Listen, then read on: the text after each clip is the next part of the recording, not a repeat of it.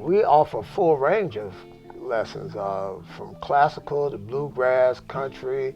Most of my students are learning blues or some jazz, and we have just acoustic, everything you need as far as a fretted instrument. We have several bass instructors. We also have banjo and mandolin, several violins. I mean, we just have a complete musical program. I teach drum and percussion, which encompasses everything from marching snare to drum set. Most of my students do tend to gravitate toward drum set. If a person is serious about playing an instrument, you can actually play in a matter of months.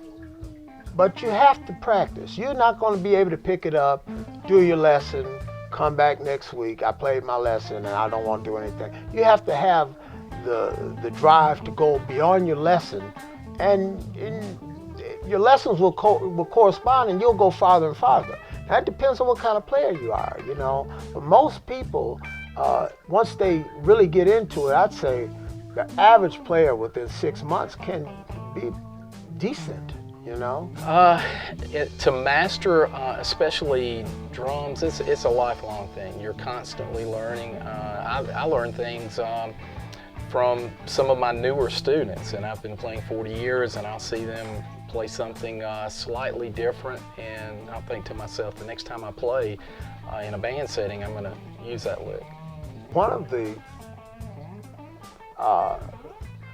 instruments that I find that's more difficult than people think is bass, because people assume the bass is very easy. Now there's two levels of bass. There's two ways of looking at bass.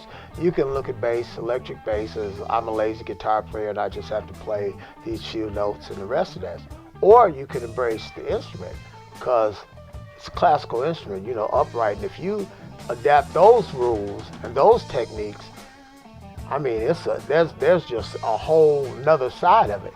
Or you could be, you know, so it's easier to pick up and make some noise out of it. But if you study the instrument itself takes quite a while. So, people ask me, do you have to be really, you must be really coordinated to be a drummer, and not at all. My wife will tell you I can get up and fall flat on my face. It's just a matter of muscle memory and repetitive practice. What's harder, I think the most important thing is not only that interest, but to have a good ear for music. And that's something that you have to nurture and develop as you get older also.